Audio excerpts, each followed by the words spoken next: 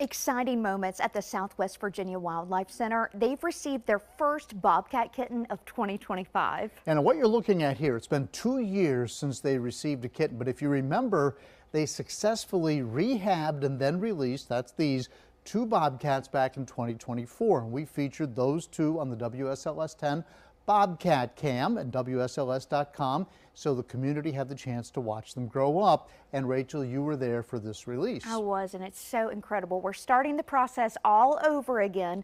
This new kitten will be one of their longest, most extensive mammal rehabs to date. 10 News was able to film the new kitten as I helped with one of its feedings. The distinct sound of a bobcat kitten is once again heard at the Southwest Virginia Wildlife Center. Weighing only 700 grams, it's truly that sound that makes you first realize this is no ordinary kitten. He is what we consider a true orphan. And this little guy had a tragic start to life. Unfortunately, he was found in Floyd on the side of the road with his mother who had been hit by a car. Luckily, someone stopped by and picked him up and brought him to us. Catherine McGrath at the Southwest Virginia Wildlife Center is his main caretaker. She gives him most of his round-the-clock feedings every 2 to 3 hours, just like a newborn baby. Because I'm a permitted volunteer, 10 News was able to bring our cameras along to help with one of the feedings and see firsthand just how magnificent this little creature really is. He is definitely still in the nursing stage. We are just at the point where we're getting him to eat a formula bowl, which is basically formula mixed with wet cat food, to start to get him to eat some solids, because he does have a full set of teeth in there. In addition to wearing medical masks to prevent the spread of disease, we also wear a bobcat mask in an attempt to keep him wild so he doesn't learn to associate food with people. It's called habituation or imprinting, depending on the animal, and we want to avoid that at all costs because an imprinted or habituated animal is unfortunately non-releasable, meaning he can't go back into the wild if he habituates or imprints. Other than these feedings, contact is limited.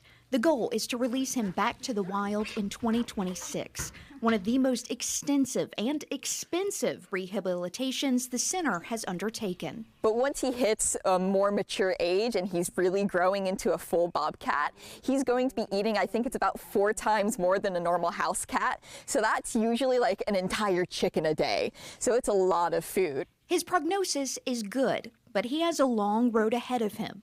Luckily, he has a community of experts behind him. Just so incredible. Isn't he adorable? Just adorable. I know, he is. is. For now. Yeah, for now. Right? He will grow up.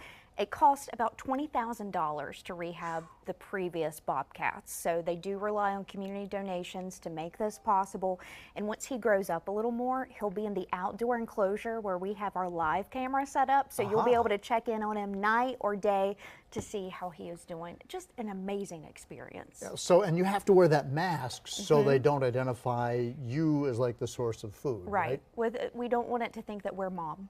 And, okay. and it's hard. You really, when you're holding it, you really just want to hold it to your chest, but you can't do that. You know, we're keeping it wild. Would they cuddle at this point if you could? Or, because that thing had some claws going on. Oh, it really did. Yeah. And yeah, they're sharp. Let me tell you, they are sharp. A little predator in the making. So maybe it's best that you don't. It's best. Yeah. It's best. So can't wait to follow its progress, and of course we'll keep you updated as it grows.